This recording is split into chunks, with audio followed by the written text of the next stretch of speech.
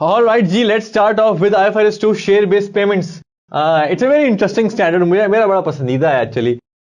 इसके जो learning outcomes हैं हमारे कुछ इस तरह के होंगे. We'll talk about the introduction and the context of IFRS 2. यानी क्यों IFRS 2 की जरूरत पेश आई. हम बात करेंगे there are three different types of share based payment transactions.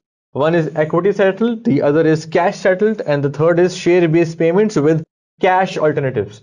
हम इन तीनों के बारे में गुफ्तगू करेंगे. Will talk about different examples के जरिए से क्वेश्चंस करेंगे दरमियान में. Will talk about the recognition and measurement. हम इन तमाम तरह चीजों के बारे में बात करेंगे. सो ये हमारा बेसिकली एजेंडा है IFRS 2 का. Now let's begin with introduction first. देखिए जी, इसका कॉन्टेक्स्ट ये है IFRS 2 का. IFRS 2 बेसिकली रेगुलेटर्स के जहन में आने वाले इस मसले की सोल्यूशन था. वो मसला क्या था? मसला ये था कि ऑर्गेनाइजेशंस और कंपनीज बुनियादी तौर पे अपने एम्प्लॉयज को मोटिवेट करने के लिए या इंकरेज करने के लिए they used to give them shares कि भाई आप हमारे साथ 3 साल रुकिए और हम आपको अपनी कंपनी के अंदर स्टेक्स देंगे. आप हमारे साथ 5 साल रुकिए, हम आपको अपनी कंपनी के स्टेक्स देंगे. आप हमारा प्रॉफिट जो है वो डबल कर दें. फॉर एग्जांपल $100 मिलियन है तो आप $200 मिलियन कर दें, तो हम बेसिकली आपको अपनी कंपनी के अंदर शेयर्स दे देंगे या स्टेक्स दे देंगे और इतने शेयर्स मिलेंगे.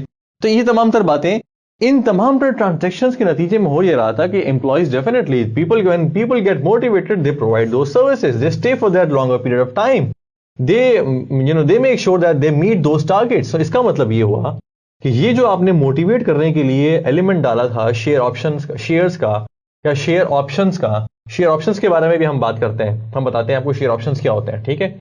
सो ये जो आपने एलिमेंट ऑफ मोटिवेशन डाला था, इसके नतीजे में आपको कुछ ना कुछ सर्विसेज मिल रही हैं एम्प्लॉयज की तरफ से. सो इसको अकाउंट फॉर कैसे करोगे? ये रिकॉग्नाइज होगा तो कब होगा? उसकी रिकॉग्निशन की टाइम क्या होगा? ये मेजरमेंट होगा तो उसकी मेजरमेंट होगी कैसे, किस बुनियाद के ऊपर, कौन सी वैल्यू के ऊपर होगी? ठीक है. और कौन से पीरियड ऑफ टाइम के अंदर इसकी रिकॉग्निशन होनी चाहिए? तो ये कुछ बुनियादी की इश्यूज थे कि जिनसे डील करना था रेगुलेटर्स को. IFRS 2 is basically a response to those issues. अब now ये मैंने आपको context दिया था तो because predominantly the issue was primarily due to employees का मसला. ठीक है. यानी employees को जब आपने shares दिए या share options दिए. ठीक है.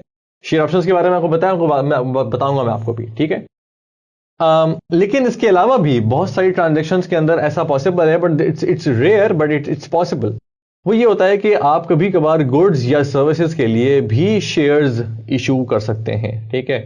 सो अगर गुड्स और सर्विसेज की पेमेंट कैश के जरिए से नहीं हो रही है या कोई लोन या लायबिलिटी नहीं है, but at the same time if you are issuing shares in exchange of goods और services that you are receiving. ठीक है. सो उस सिचुएशन के अंदर भी IFRS 2 की एप्लीकेबिलिटी होती है. नाउ ये हमने थोड़ी सी बात की, इंट्रोडक्शन की.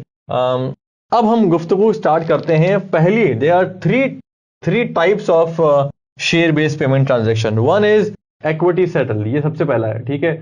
दूसरा हमारे पास है cash settled transaction, share based payments, यानी वो पेमेंट्स जो बेसिकली जिनको आपने actually they are eventually going to be settled by way of cash payments और तो ये बेसिकली सेकंड टाइप है. और थर्ड हमारी टाइप है share based payments with cash alternatives, यानी यहां पे ऑप्शन है कि या तो आप इक्विटी सेटल कर दें या फिर आप कैश सेटल कर दें. इसके अंदर भी वैरायटी निकलती है. इसके बारे में हम उस वक्त गुफ्तगू करेंगे जब हम इसको खोलेंगे. नाउ अब हम बात करने जा रहे हैं equity settled share based payment transactions की.